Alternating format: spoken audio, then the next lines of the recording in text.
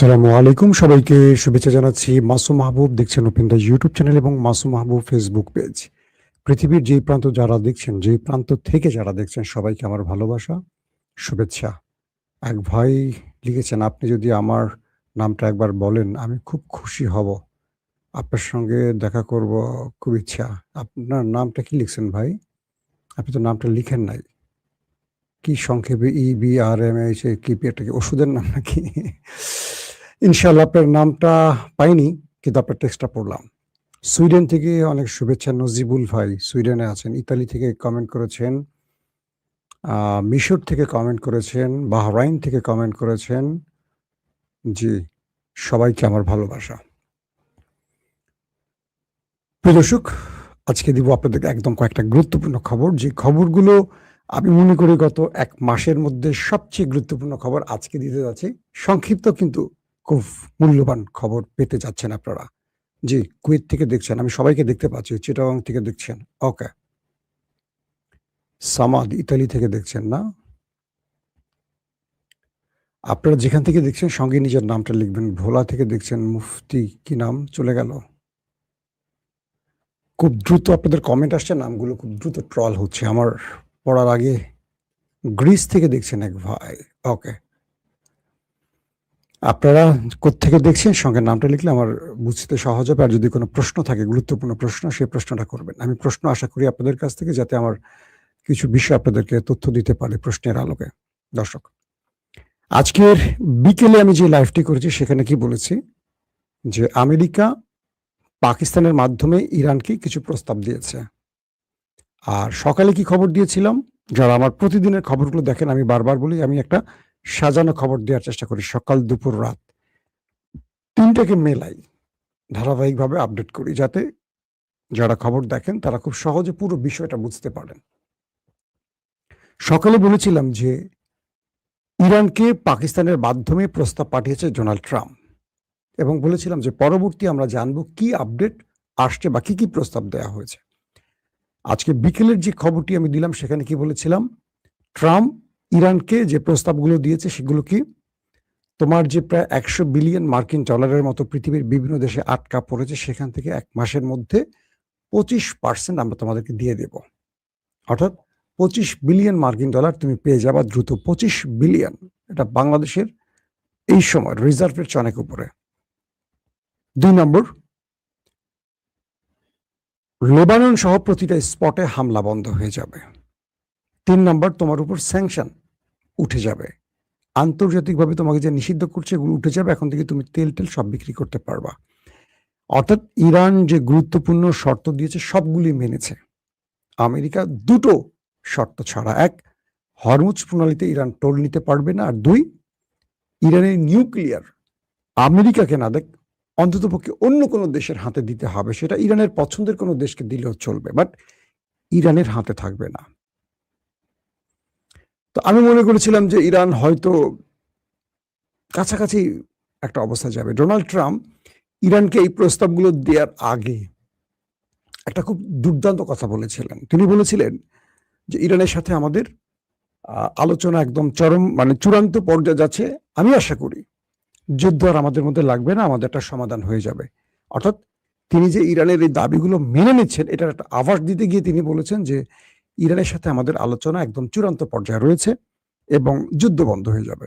আমাদের এই আলোচনায় উভয় পক্ষ আমরা সম্মত হতে যাচ্ছি।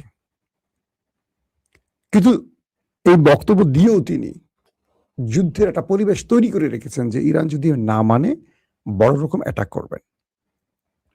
আজকে ইরানের সর্বোচ্চ নেতা সৈয়দ মুস্তফা আলী খামেনি, তিনি সরাসরি মার্কিন যুক্তরাষ্ট্রের যে প্রস্তাবগুলো আমি এতক্ষণ বললাম সরাসরি নাকচ করে দিয়েছেন। মুস্তফা খামেনি স্পষ্ট করে বলে দিয়েছেন, আমরা না হরমুজের টোল নেওয়া বন্ধ করব, না নিউক্লিয়ার ইরানের বাইরে অন্য কোনো দেশকে দেব। ৪০০ কেজি ইউরেনিয়ামের মধ্য থেকে আমরা এক ছটাকও, কে বলছে? মুস্তফা খামেনি। আমরা এক ছটাকও অন্য কোনো দেশকে দেব না। এর জন্য যদি পুরো ইরানের জাতিকে যুদ্ধে লিপ্ত হতে হয় আমরা লড়ব। আপনি কথাটাকে হালকা করে নিয়েন না। এটার মধ্যে কয়েকটা মেসেজ আছে, খেয়াল করবেন। আমি আপনাদের সেই মেসেজগুলো ক্লিয়ার করে দেব। মুস্তফা কামিনী বলছেন আমাদের 400 কেজি, আমার ধারণা এর চেয়ে বেশি, যদিও IAEA তারা বলছে 400 কেজি সমৃদ্ধকরণ ইউরেনিয়াম আছে 60% ওভার, যেটি 90% হলেই নিউক্লিয়ার বোম তৈরি হয়ে যাবে। এতদিন কি 60% আছে? অবশ্যই নাই। কত পার্সেন্টে উঠে গেছে? এটা বোমা হয়ে গেছে, এটা ওয়ারহেড হয়ে গেছে, এটা মিসাইলে বসে গেছে হয়তোবা, আই ডোন্ট নো। আমেরিকা কি জানে আর ইরান কি জানে, তার আমার ধারণা আমি বললাম। তো ইরান বলছে যে আমরা এক ছটাকও অন্য কাউকে দিব না, ইরানের ইউরেনিয়াম ইরানই থাকবে। আর আমেরিকার কথা হলো তোমার ইউরেনিয়াম তুমি অন্য কোনো দেশে পাঠাবা, প্রয়োজন মতো অল্প কিছু রাখবা, যেটা দিয়ে তোমার চিকিৎসার কাজে বা বিদ্যুৎ প্ল্যান্টের কাজে তুমি ব্যবহার করবা। এর বাইরে তুমি সবটুকু বাইরের কোনো দেশকে দিবে, প্রয়োজনে রাশিয়াকে দাও, চীনকে দাও, আমার আপত্তি নেই, বাট তোমাকে দিতে হবে। তাহলে আমি তোমার বাকি যে শর্ত সবগুলো মেনে নেব। আর ইরান বলছে যে আমি এক ছটাক বাইরে কাউকে দেব না। এর জন্য যদি বড় যুদ্ধ বেঁধে যায়, ইরান প্রস্তুত। এই ঘোষণার দুটো বার্তা আছে। এক, ট্রাম্পের কোনো ইচ্ছাই ইরান রাখতে চাচ্ছে না, অর্থাৎ ট্রাম্পকে বোঝাতে চায় পুরো পৃথিবীর কাছে যে ইরান এমন একটি দেশ মার্কিন যুক্তরাষ্ট্রের প্রেসিডেন্টকে তোয়াক্কাই করছে না। অর্থাৎ এই যুদ্ধে ইরান বিজয়ী হয়ে গেছে।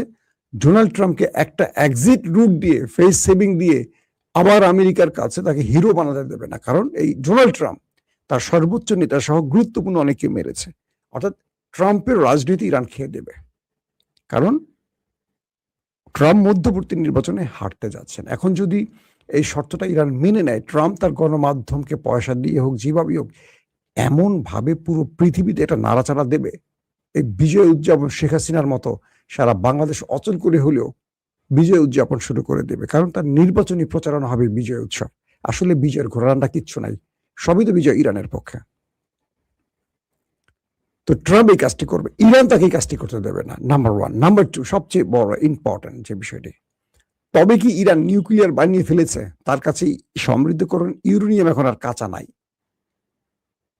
এটা সেন্ট্রিফিউজে ঢুকে গেছে এবং এটা নিউক্লিয়ার হয়ে গেছে। এক, এটা সম্পূর্ণ প্রশ্ন। তবে কি ইরান যদি না বানিয়েও থাকে, ইরান এখন বানানোর চূড়ান্ত লক্ষ্যে আছে, কারণ এখন ইরানের পক্ষে নিউক্লিয়ার বা ইউরেনিয়াম অন্য দেশকে দেয়া মানে মৃত্যুবরণ করা।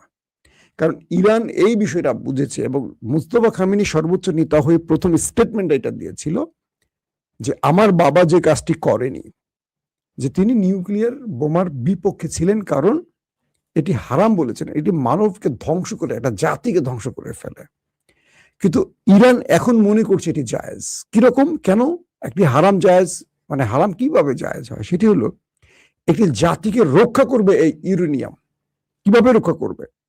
যতদিন ইরান এটি তৈরি করবে না, ততদিন ইসরায়েল তার ইচ্ছে মতো, আমেরিকা তার ইচ্ছে মতো, আমেরিকা এবং ইরান, ইসরায়েল ইরানে আক্রমণ করবে। দেখেন না, ইসরায়েলের হাতে নিউক্লিয়ার আছে, আমেরিকার হাতে নিউক্লিয়ার আছে, তারা মন চাইলো আলোচনার মধ্যেই অ্যাটাক করে বসলো। নো। তো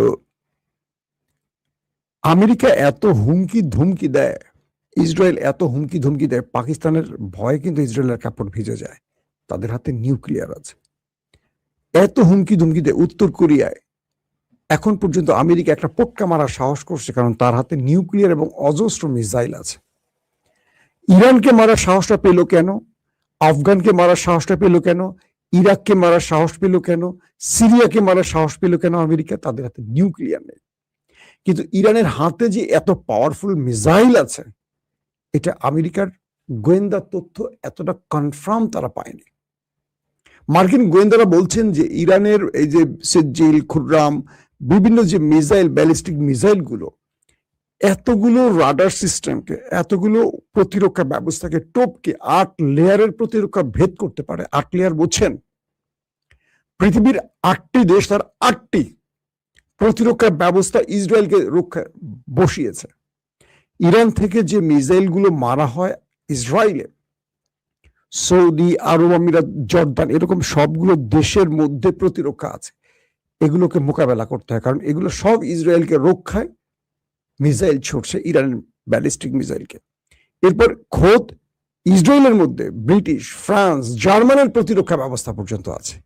তারপর ইসরায়েলের অ্যারো, ইসরায়েলের আয়রন ডোম, মার্কিন যুক্তরাষ্ট্রের প্যাট্রিয়ট, থার্ড। তার মানে কত সিরিয়ালি একটার পর একটা ব্যালিস্টিক মিসাইল ইরান যখন ছোড়ে, পৃথিবীর কতগুলো দেশকে টপকে যেতে হয়, কতগুলো প্রতিরক্ষা ব্যবস্থাকে টপকে গিয়ে ইসরায়েলে অ্যাটাক করছে। তো আমেরিকা বোঝেনি যে ইসরায়েলে ইরানের মিসাইল কখনো পৌঁছবে, ইসরায়েলও এটি বিশ্বাস করতে পারেনি।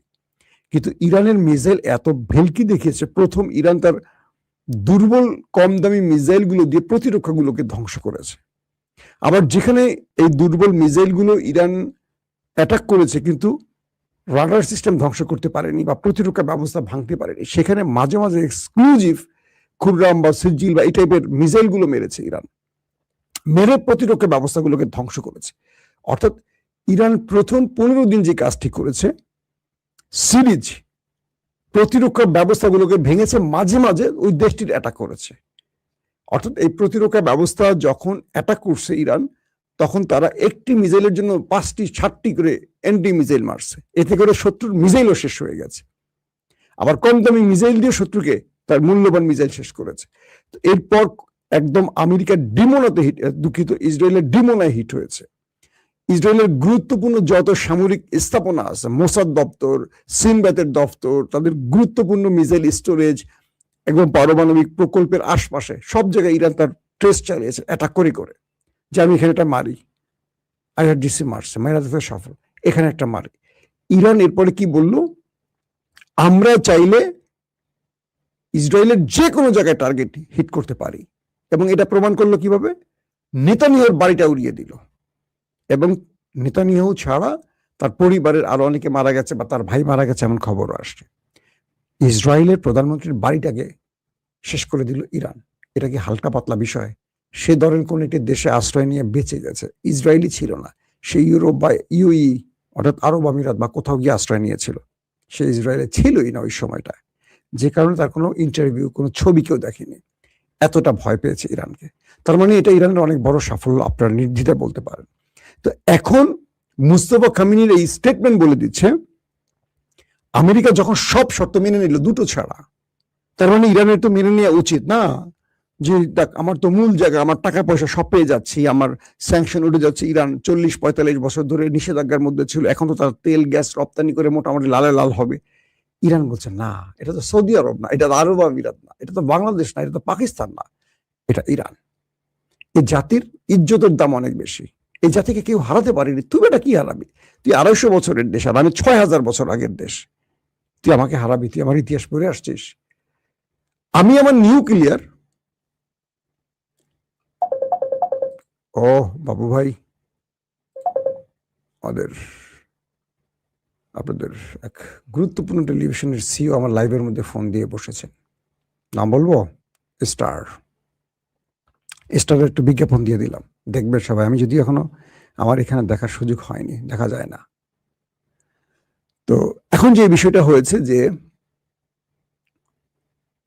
ইরান আমেরিকা এবং ইসরায়েলকে বলে দিল, আমি তোমাকে আমার নিউক্লিয়ার তোমাকে না, আমার কাউকে দেব না। তার মানে হলো ইরান এই নিউক্লিয়ার বা এই ইউরেনিয়াম তারা এখন নিউক্লিয়ার বোমা তৈরির কাজে ব্যবহার শুরু করে দিয়েছে, অথবা বানিয়ে ফেলেছে, অথবা বানাচ্ছে। যেই কারণে ইরান স্পষ্ট বলে দিয়েছে, আমরা এই ইউরেনিয়াম কাউকে দেব না। এখন ট্রাম্পের হাতে যুদ্ধ ছাড়া বিকল্প কোনো পথ নাই, আর কোনো পথ নাই। এখন ইরান বলতে পারে, আসো আলোচনা করি। কি আলোচনা? আমি বোমা বানাবো না, আমার ইউরেনিয়াম আমার কাছেই থাকবে, এটা আমার জাতির ইজ্জত, এটা আমি এতদিন তৈরি করছি কষ্ট করে, এটা আমার দেশে থাকবে, আমি শান্তিপূর্ণ কর্মসূচিতে ব্যবহার করবো, এইটা আমি তোমাকে কথা দিচ্ছি। এই কথার আলোকে তুমি যুদ্ধ বন্ধ করতে পারো, তোমার জন্য একটা অপশন, ইউরেনিয়াম আমি তোমাকে দেব না। তার মানে কি ইরান কি করবে? তার তো নিউক্লিয়ার ধরন বানানো হয়ে গেছে, রেখে দিবে, ঘোষণা দিবে না। মাটির নিচে ভূগর্ভস্থ যে ভূকম্পন গুলো হচ্ছে, টেস্ট হয়তো হয়ে গেছে। ইরান ইসরায়েলের মধ্যে বলবে না আমার কাছে নিউক্লিয়ার আছে, শুধু মোসাদকে বলবে আছে, কিন্তু মোসাদ ইসরায়েলকে বলবে বানাইছে, কিন্তু বোঝেন নাই? ধরেন ইরান নিউক্লিয়ার বানিয়ে ফেললে, বা ইরানের তো প্রচুর বিশ্বাসঘাতক বা আছে, এটা ইরান গভর্নমেন্টই একজন এজেন্টকে বলে দিবে ওরা কিন্তু বানায় ফেলছে। ও আবার কি করবে? মোসাদকে জানাবে হেডকোয়ার্টারে, সে আবার প্রধানমন্ত্রীকে জানাবে, প্রধানমন্ত্রী নেতানিয়াহু জানাবে কাকে, ট্রাম্পকে।